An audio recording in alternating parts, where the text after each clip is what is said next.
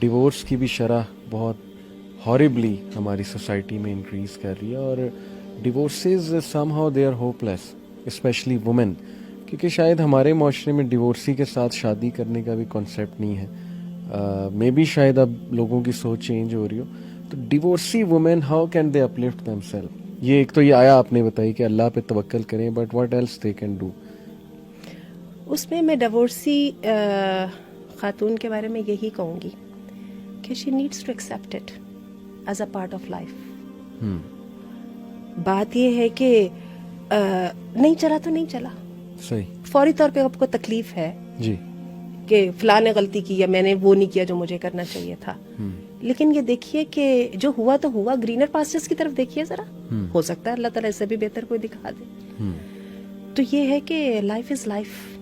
اور میں ایک اور بات اس میں کہوں گی، ہم خواتین کی، مردوں کی اگر کمزوریاں ہیں تو ہماری خواتین کی ایک بہت بڑی کمزوری ہے، ہم نے شوہروں کو خدا بنایا ہوا ہے. شوہر خدا نہیں ہے، خدا صرف اللہ رب العزت کی ذات ہے.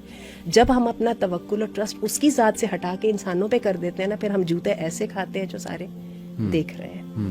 باقی جہاں تک طلاق کی کوشچن اصل میں یہ تھا کہ ڈیورسی اپنے آپ کو اپلفٹ کیسے کرے گی. باقی طلاق کی ریزنز وغیرہ پہ تو وہ اس پہ تو بہت ڈھیر سارے اس کے آسپیکٹس ہیں، صحیح، وہ ہم اس پہ کسی اور سیشن میں بات کر لیں گے. لیکن یہ ہے کہ just accept it, pick up the threads, move on. اس کی فیملی کو کیا کرنا چاہیے؟ کیونکہ فیملی اس کو اسٹگما لیتی ہے اور وہ تو بہت انکمفرٹیبل ہوتے ہیں کہ گھر ٹوٹ گیا بیٹی کا. تو اس وجہ سے بھی شاید کبھی کبھی وہ خود ہی، جیسے آپ نے کہا نا، خدا بنا لیا مرد کو، اسی سے ہر چیز ریلیٹ کر دی. تو گھر والوں کا کیا رول اس میں ہونا چاہیے؟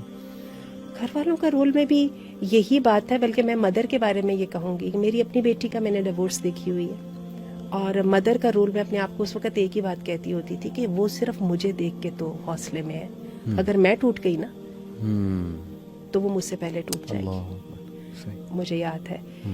تو یہ ہے کہ مدر کو بھی یہ ایکسیپٹ کرنا چاہیے کہ میرا رازق بھی اللہ بیٹھا ہے. اور اگین وہی بات ہے، سوچیے ہو سکتا ہے اللہ نے کسی بہتر چیز کے لیے ایسا کام ہوا ہو. صحیح صحیح، بالکل صحیح، بہت پاورفل، بہت پاورفل بات ہے. اور مجھے بتائیے، یہ تو آپ نے ڈیورس کی بات کر دی، اگر بیوگی ہو جائے تو کیا کریں گے؟ یہ تو زندگی ہے نا. صحیح بات ہے، صحیح. تو چیزوں کو فیس ویلیو پہ لینا چاہیے، ریٹورکس پہ یا آئیڈیلز پہ نہیں لینا چاہیے. تو میں اس میں یہ ایک بات کہوں گی، اور یہ میں بہت ایک ڈیرنگ بات کہنے لگی ہوں.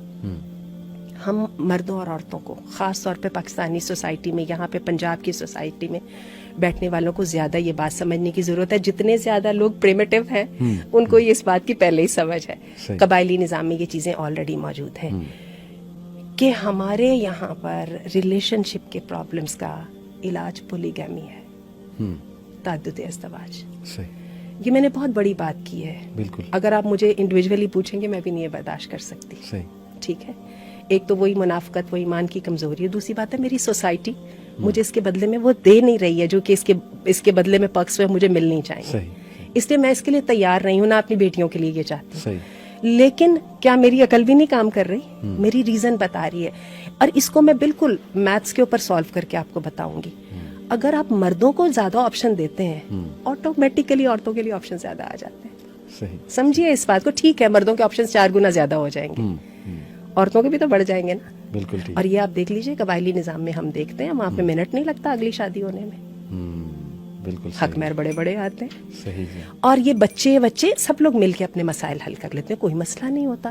اور اس کے لیے آپ دیکھیں قرآن مجید کی وہ جو آیت ہے، وہ مجھے یاد ہے نوجوانی کے دور میں مجھے بھی سمجھ نہیں آیا کرتی تھی، جس میں ہم سمجھتے تھے طلاق ہوگی تو پتہ نہیں کیا ہو جائے گا وغیرہ. اللہ نے کہا وَإِن يَتَفَرَّقَا يُغْنِ اللَّهُ كُلًّا مِّن سَعَتِهِ. اگر جدا ہو گئے تو کیا ہوگا؟ اللہ دونوں کو اپنی وسعت سے نواز دے گا.